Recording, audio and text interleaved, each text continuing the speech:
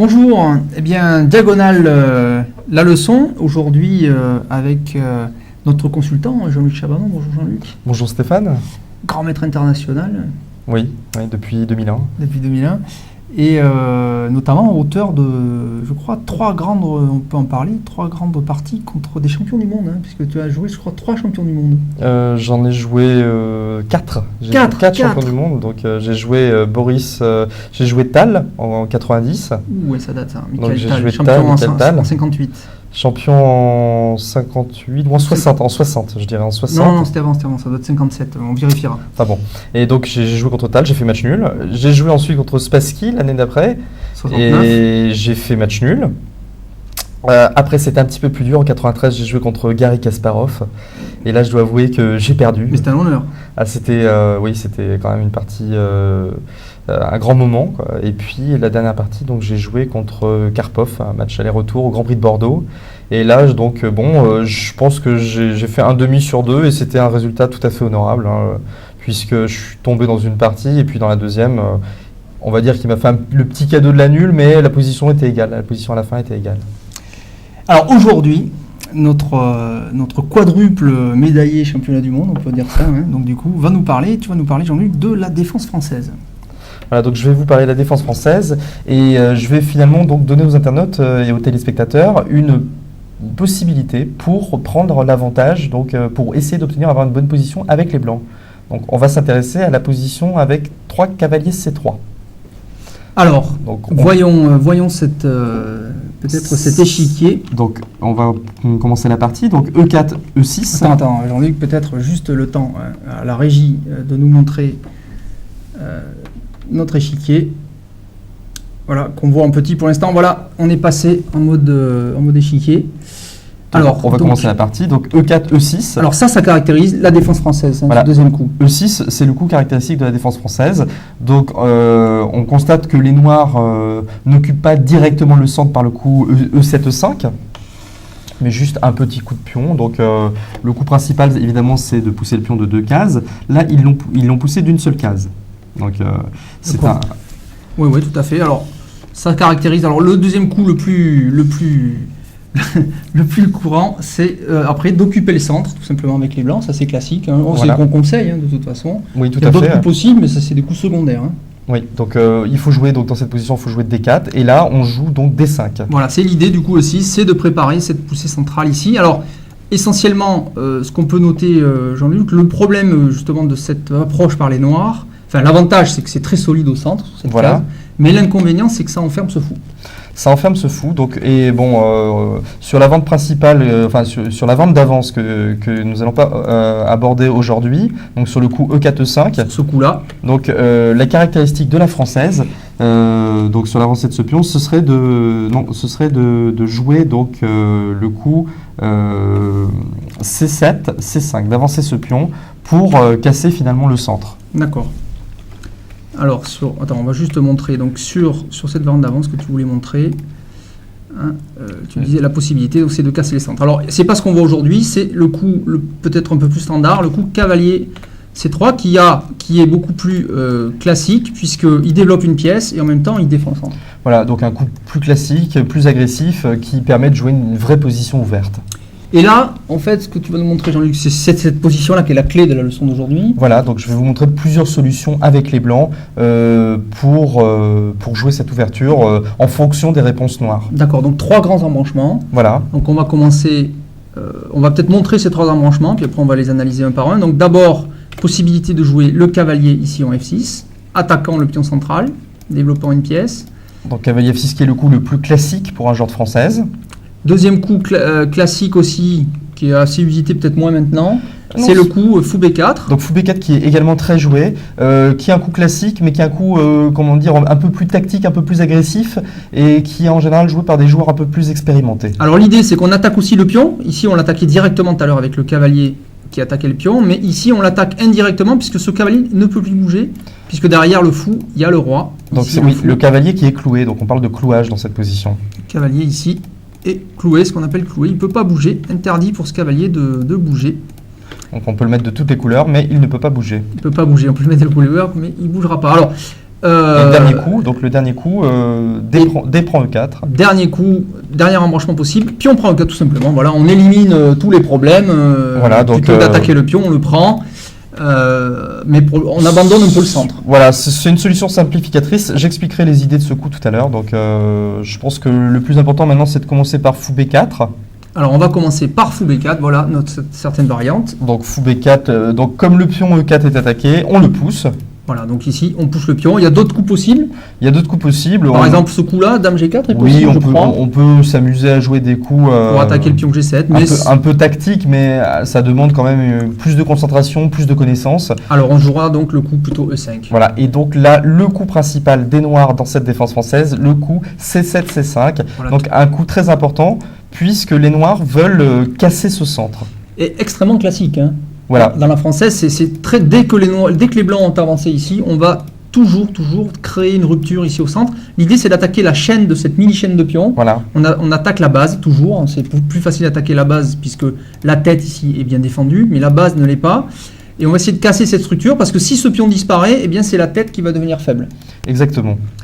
Donc, coup classique. Et là, tu nous proposes, Jean-Luc, une variante tout à fait intéressante. Alors, je vous propose une variante secondaire, mais qui est tout à fait intéressante et qui est facile à jouer. La variante principale dans cette position, c'est le coup A3.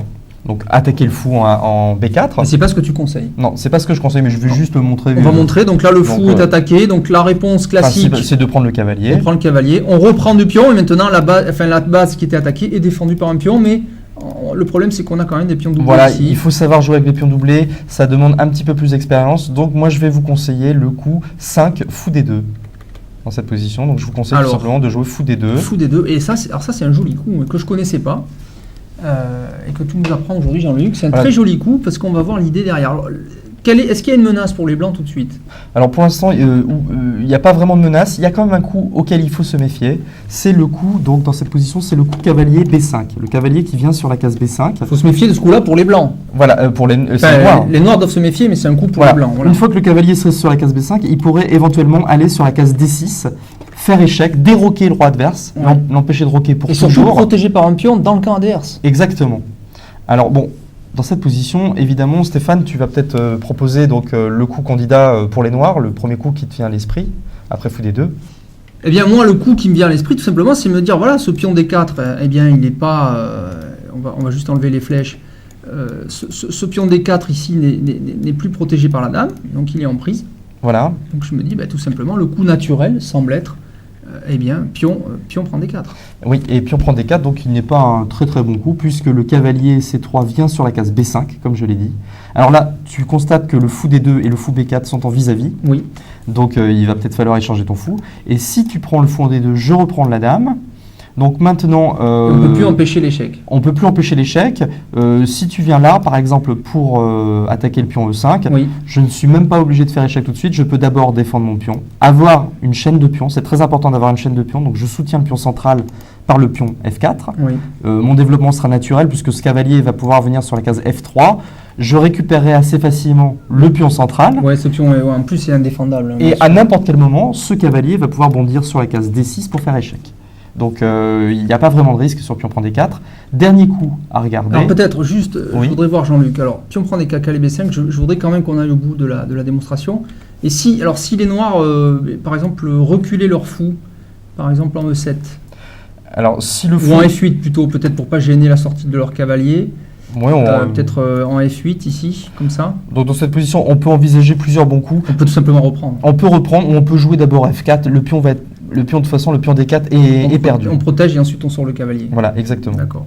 Et alors, si on voit cette variante pion prend, dame prend, cavalier C6, F4, et alors si les Noirs attaquent la chaîne de pions ici, menaçant si les Blancs font échec, on va ensuite miner cette défense du cavalier.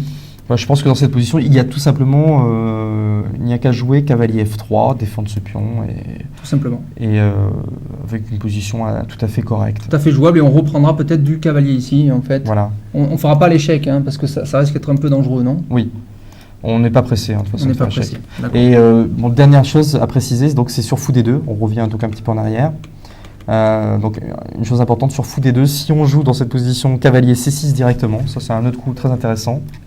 Donc là, évidemment, si tu as bien compris le coup clé de cette position, Oui, cavalier B5. cavalier B5, très important. On n'a pas peur de perdre ce pion D4. Il y a toujours le vis-à-vis. Bah, Alors, c'est toujours la vente qu'on a vue, en Voilà. fait. Hein, ouais, tout à peu fait. près la même vente qu'on a vue. Le vis-à-vis entre les fous. Donc on peut Menace, fou prend, sans Voilà, doute, donc, et ensuite cavalier D6, échec. Exactement. Donc, par exemple, si on échange les fous dans cette position, donc si on joue fou prend fou, on reprend la dame.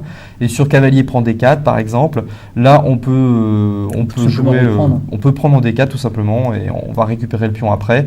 Ce qui est bien dans cette Là, on va position, jouer F4 d'abord, sans doute. on peut jouer F4 ou cavalier F3. De toute façon, ce qui est bien dans cette position, c'est que le fou C8 n'est pas très bien développé. Voilà, ce fou-là a un problème. Hein, il a du mal à sortir. Il est enfermé. Donc, avec les blancs, on a gardé des bonnes pièces. On se garde même la possibilité de faire grand roc, qui peut être assez agressif pour attaquer le roi adverse, Ouais. le roi noir qui ferait petit roc. Donc c'est une position facile à jouer. C'est une position facile à jouer, d'accord. Très bien. Donc, Fou B4, je pense que... donc coup D2, le coup clé conseillé par Jean-Luc Chabanon. Dans cette variante, pourquoi pas essayer, hein, c'est une belle technique. Oui, non, je pense que... Enfin, moi, je ne joue pas E4, et je dois avouer que si je devais jouer cette position, j'aurais probablement recours à des sous-variantes comme Fou D2. D'ailleurs, j'ai même vu que des spécialistes de E4 jouent le coup Fou D2 pour éviter les grandes lignes théoriques de ce qu'on appelle la variante Wienaver après le coup A3. D'accord, donc là on a vu ce qu'on conseillait sur Fou B4. Voilà. Donc maintenant on va regarder D prend E4. On va regarder D prend E4. Donc alors... Donc on revient un petit peu en arrière. Voilà, tout à fait. Ici. Non, attends, juste ici. Donc cavalier C3 et D prend E4. Voilà, D prend E4, voilà, exactement. Alors D prend E4, le coup des blancs, cavalier prend E4. Classique, on reprend le pion. Et le coup des noirs, logique, c'est cavalier D7. Donc cavalier D7, alors attention, pourquoi cavalier D7 et pas cavalier F6? Alors cavalier F6 semble logique, hein, puisqu'on développe une pièce tout en attaquant ici ce cavalier. Mais tout simplement on prendrait, c'est ça? Voilà, sur cavalier F6, donc j'avais déjà analysé la position ici. Donc sur cavalier F6, cavalier prend F6, dame prend F6 et cavalier F3 qui menace fou C1 G5 et la dame perdrait beaucoup de temps. D'accord. Et si on ne prend pas de la dame, ça veut dire qu'on prend du pion. Ça veut dire qu'on prend du pion en F6. On doit avouer quand même qu'avec un pion doublé, on n'a pas une position extraordinaire pour une ouverture quand même, Oui, tout à fait. dans cette position. Donc là, on va donc voir ce qui se passe après le coup cavalier D7. Donc là, plusieurs possibilités, encore une fois. Bon, aux échecs, il y a quand même plusieurs embranchements. Le coup principal, cavalier F3, le coup facile à retenir. Sinon, sur fou D3, c'est une idée intéressante. Bon, à jouer, à expérimenter un petit peu plus tard. Après cavalier F3, cavalier F6, on peut jouer dame E2. Alors là, j'ai déjà mis les flèches, c'est tout prêt. Voilà.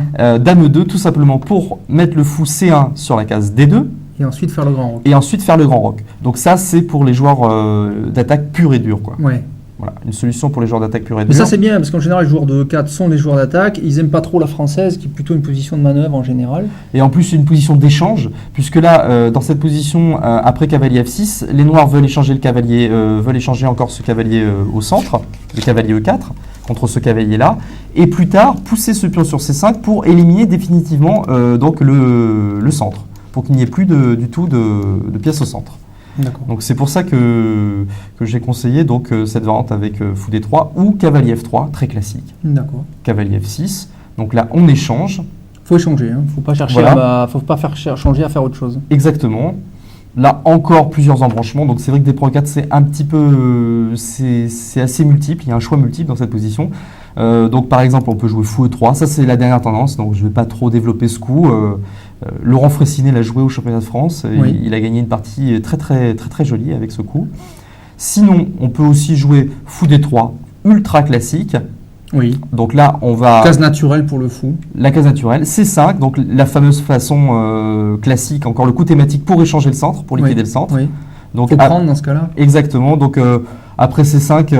Parce que la pression est forte, hein, quand même. oui, on peut échanger, fou prend C5, bon, on a une position classique. Et le coup que je propose, donc le coup C3, donc le coup C3 qui est un petit coup un petit peu plus subtil, c'est-à-dire qu'après le coup C5 classique, toujours pour échanger le centre, Oui. là, on place un cavalier en avant-poste sur la case E5. D'accord. On place un cavalier sur la case E5. Et est-ce que tu comprends l'idée de ce coup Alors cavalier peut-être E5? oui, en général quand on place un cavalier ici, il faut noter que le cavalier ici contrôle les cases blanches, peut-être ici. Donc peut-être on menace de faire un petit échec qui a l'air embêtant, puisqu'il va un peu difficile à défendre. Très bien, mon cher Stéphane. C'est vrai que dans cette position, si les noirs, après cavalier E5, jouaient le coup fou E7, le fou viendrait sur la case B5 et ferait échec au roi. Donc là, on verrait qu'il y a un échec. Et on ne va pas déroquer le roi. Cavalier D7, c'est pas très beau. Si le cavalier revient sur D7, c'est passif. On est mal développé. Ouais. Et si le fou vient sur D7, le coup normal, dans ces cas-là, on peut prendre ce que l'on appelle la paire de fous. Voilà, on a la paire de fous. On prend D7 et là, on a la fameuse paire de fous. On a deux fous. Dans une position ouverte, c'est un avantage. C'est un avantage. Donc le coup principal, c'est A6 pour éviter fou B5 échec. D'accord. Après A6, on joue fou E3, on continue à se développer. Si par exemple l'adversaire échange au centre, on peut tout simplement reprendre de la dame et avoir plus de pièces développées. D'accord. Donc plus de pièces développées dans une position ouverte, c'est quand même un avantage. D'accord. On ne reprendrait pas du pion parce qu'on se créerait un pion isolé. Non, oui, exactement. Un pion isolé, donc très important. Si on reprend du pion, le pion est isolé, c'est pas très beau. C'est pas beau. C'est une petite faiblesse dans cette position, c'est pas nécessaire. Il y a des fois où c'est bon, mais là, c'est vraiment pas le cas. D'accord. Donc après dame C7, dame A4 échec par exemple, toujours avec la fameuse idée fou D7. On prend la paire de fous. On prend la paire de fous. Et sur B5. Donc le fou E3 et le fou F1. Ah ouais, sur B5, il y a une astuce. Et sur B5, donc très, très important aussi, sur B5, il y a une astuce qui perd tout de suite. C'est qu'on prend, donc avec le fou F1, on prend le pion, donc le pion B5, donc je vais jouer le coup. Échec. Échec. Et le pion A6 ne peut pas reprendre le fou, puisque dans cette position... Il peut, mais dans ce cas-là, on perd la tour. C'est une grave erreur, oui, Ouais. puisqu'on perd la tour. Et là, donc, on a une position déjà gagnante. Déjà gagnant, puisqu'on a une qualité, ce qui... c'est gagnant pour les grands joueurs, évidemment. Un peu après, ça dépend à quel niveau on joue, mais en tout cas, c'est un avantage net. Hein. Oui, c'est un avantage net. Donc, le coup principal, c'est cavalier D7. C'est un retrait. C'est le retrait le plus joué. Et on peut, après un coup comme petit roc, par exemple, pion prend pour éliminer le centre. Cavalier prend D7 parce que maintenant le cavalier est en prise, il faut l'échanger. Dans cette position, la dame noire, après pion prend D4, menacerait de prendre le cavalier en E5. D'accord. Donc après cavalier prend D7, Oui. fou prend, dame prend D4, on a un petit avantage de développement, donc une position assez confortable. D'accord. Donc maintenant, je pense que... Alors on a vu on ici, a à peu près tout vu sur le coup D prend E4. sur D prend E4. Donc je reviens Sur la position classique. sur la position classique. Donc on vient de voir D prend E4. On vient de voir ce coup. Voilà. Donc on va en fait maintenant revenir sur cavalier. Ah non. Ah, attention. Je vais y arriver. Cavalier C3 Cavalier C3. et cavalier F6. Et oui, bien. Cavalier F6. Ah non, c'est pas celui-là. Attends, Ah non, non, c'est c'est pas la parce bonne que- touche. Je C'est vais parce faire. que je me Voilà. je me trompe. Donc cavalier F6. Voilà. Donc, non, c'était appuyé sur la touche du haut. Ah oui, d'accord. Donc cavalier F6. Donc encore une fois, attention, le cavalier en F6 qui attaque le pion central. Oui. Donc il faut le pousser, hein, tout simplement. D'accord. Et là, le cavalier qui doit revenir sur une case, sur sa case naturelle, la case D7, pour permettre donc le contre au centre. À savoir qu'un cavalier sur E4, ce ne serait pas très bon, puisqu'on pourrait prendre en E4, et ce pion E4 est un peu tout seul, il n'est pas soutenu, donc... Ouais, il risque de tomber tôt ou tard. Hein. Ça va être difficile à défendre. C'est Exact. une cible. C'est une cible. C'est une cible, non, c'est pas vraiment... C'est une cible tout de suite. C'est pas une chose à laisser. Hein. Ouais. Donc cavalier D7, F4, avoir une belle chaîne de pions, très important.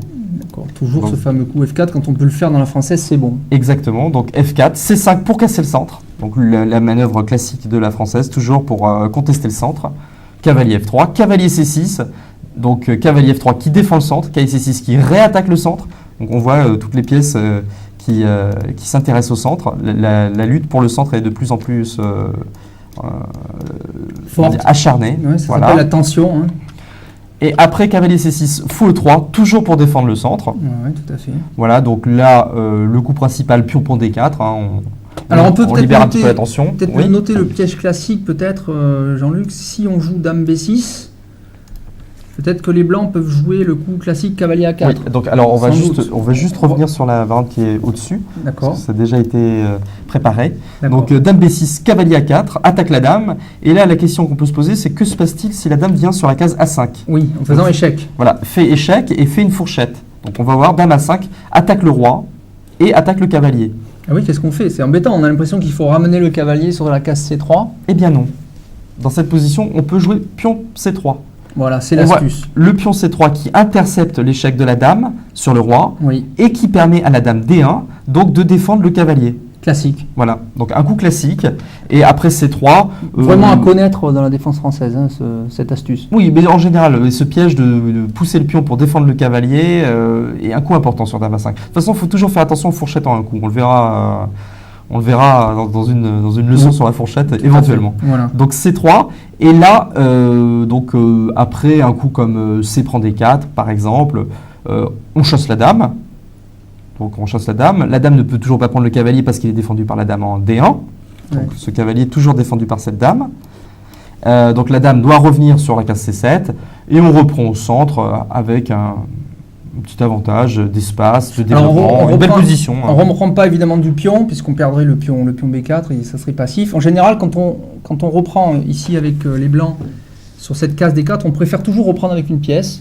Souvent d'ailleurs même un cavalier qui est très bien placé, notamment qui contrôle les cases E6 et F5, qui peuvent aider à dépousser peut-être de pions plus tard aussi, et qui en général sont très très bien placés. Et on va essayer de se servir de cette case D4 comme une case pivot pour les pièces. Et on n'a pas peur de ce pion arriéré parce que très souvent les blancs arrivent à l'échanger en jouant C4. Et surtout là, dans cette position aussi, n'oublions pas ce fou en C8 qui est enterré. Donc il faut jouer là-dessus, hein, et puis il faut se développer rapidement, c'est-à-dire sortir ce fou ici ou là par exemple pour pouvoir faire le petit roc rapidement. Voilà, tout à fait. Et après engager des actions, bon, on a le choix, hein, parce qu'on peut soit engager des actions de ce côté-là avec une tour ici, vous imaginez comme c'est fort. Soit même de l'autre côté, on peut parfois, on protège d'abord B4 et ensuite on peut jouer C4. Et donc on est bon des deux côtés en fait. Voilà, on est très bon. Donc on va donc reprendre la variante au départ. Donc là, après cavalier prend D4, le coup classique, fou C5 pour se développer, toujours contrôler la case D4, la case centrale. Donc le fou qui contrôle toujours la case centrale. Dame D2 pour se développer. Alors là, il y a une variante qu'on va dire un peu pépère, c'est-à-dire on pourrait jouer cavalier prend, fou prend, dame prend, et dame B6 pour tout échanger. On accepte le challenge, on veut bien jouer une finale, mais quand même, on a un petit plus. On menace une fourchette avec le cavalier, on a une bonne chaîne de pions, et le fou adverse est enfermé en C8. Il est toujours donc enfermé. c'est un petit plus, ce qui fait que dans cette position, les joueurs préfèrent, plutôt que de tout échanger, jouer A6. D'accord. Grand roc, on passe à l'action, on attaque. Pas mal. Hein. Petit roc, donc là ça va être une partie très aiguë. Ça va être chaud. Roi B1, donc ça c'est une position classique. Prophylactique ce genre de coup. Et là on va voir donc un plan classique après quelques échanges. Oui. La dame C7, les noirs donc continuent leur développement, mais là les blancs passent à l'attaque par H4. H4. Alors c'est quoi le plan alors? Donc attaquer le roi, commencer à ouvrir et libérer la case H3 pour la tour. Les noirs font la même chose. Oui. Ils passent à l'action face au roi adverse. D'accord. Donc le pion B5 face au roi B1. Ah, c'est chaud. Voilà, c'est très chaud. La tour vient sur H3 pour défendre un peu et pour attaquer. Donc la tour qui à la fois contrôle donc, toute la troisième rangée comme ça. En défense, mais aussi en attaque. Et qui est en attaque puisqu'éventuellement elle pourrait venir sur la case G3 face au roi. Ouais. Donc une tour qui est... multifonction. Voilà, bifonction on va dire. Ouais, très souvent, très classique ce genre d'activation de la tour. Ah oui, tout à fait. Donc B4 attaque le cavalier rebondit sur une case où il chasse le fou. Le fou s'échange, tour ici. Et là, un coup très important pour continuer l'attaque. Donc pour continuer l'attaque sur une aile, il est souvent important de contrôler le centre. Donc là, tour E3. C'est un coup de champion du monde puisque c'est Wiesmann Anand qui a joué ça dans une partie à Stuttgart en 2002. Donc tour A3 qui défend le pion E3. Donc le pion E5, donc qui est défendu par la tour et par la dame. D'accord. Donc la dame D4 qui défend aussi ce pion, le pion E5. Et qui permet donc l'avancée du pion F5. L'avancée du pion F5 pour lancer une attaque, préparer F5 et éventuellement après F6. Pour casser le roc adverse. Hein. Pour casser le roc et mater le roi adverse. On va sans doute aussi pouvoir jouer le fou ici sur cette case avec des possibilités peut-être de sacrifice. De sacrifice, exactement. Oui, c'est vrai que c'est très chaud et que ça a l'air assez pénible à défendre. C'est classique de la défense française, je dirais. Alors là, parce que Éloi Roland, je nous dirais... comme il nous le dit souvent très bien, c'est la chaîne de pions qui détermine l'attaque. Le pion étant avancé ici du côté roi, donc on va plutôt attaquer facilement de ce côté-là, alors que les noirs, eux, vont pouvoir plutôt attaquer du côté dame. Mais là, on a de l'avance. Hein. Et on a de l'avance, un pion beaucoup plus avancé, et des pièces mieux développées qui peuvent coulisser éventuellement. Et donc ici, le plan, c'est F5 en fait. F5, donc on va certainement jouer soit Soit Fou D3, soit F5. Et G4 est envisageable ou pas? Alors G4 Non, peut c'est- être envisageable, mais dans cette position, ce serait peut-être un peu maladroit. Je crois Ça, qu'il faut c'est- jouer F5, F6 le plus vite possible. F5, F6. Faut pas finasser. Parce faut, que ça, le problème, c'est que ça boucherait les colonnes aussi. ça hein. boucherait les colonnes, ça encombrerait, puisque c'est vrai que la dame, si on jouait G4, la dame sur D4 ne pourrait pas venir sur la case G4 pour mater le roi. Ouais, tout à fait. Donc on va pas pousser ce pion, on va aller droit au but avec F5, F6. Vraiment très intéressant, voilà. Alors je crois qu'on a fait le tour. Oui, je crois qu'on a fait le tour de cette française. Mais je crois qu'on a vu de très belles armes ici contre la défense française, notamment cette dernière grande variante. Donc on peut que vous inviter à prendre ces variantes dans votre répertoire et surtout, peut-être on le dira souvent, on le dit souvent dans ces émissions, c'est de vous inspirer des idées stratégiques et de comprendre les idées, parce que une fois qu'on a compris les idées, on peut soi-même retrouver les bons coups dans les ouvertures. hein. Oui, le plus important, donc, c'est de comprendre les idées, c'est de bien connaître les plans aux échecs. Et après, c'est vrai qu'on peut tout redécouvrir soi-même sur l'échiquier. Voilà, super. Donc c'était une excellente, je crois, leçon sur la défense française KLC3 par le grand maître international Jean-Luc Chabanon. Donc, comme on l'a dit, 4 champions du monde à son palmarès. hein. Oui. Enfin, pas en victoire, mais en partie, c'est déjà bien. Il n'y en a pas beaucoup dans le monde, hein, je pense, qui ont joué surtout Tal. hein. Oui. Faire Tal et Kasparov le dernier, Kramnik aussi, non? Non, pas Kramnik, pas Kramnik. Pas encore, mais je le connais, mais je ne l'ai pas joué. Faire Tal et Kasparov, bon, c'est pas, il n'y a pas beaucoup de monde qui l'a fait dans le monde, hein, dans l'histoire. hein. Espérons que j'ai joué un futur champion du monde dans la personne d'Étienne Bacrot. Pourquoi pas? Et pourquoi pas. On ne sait pas.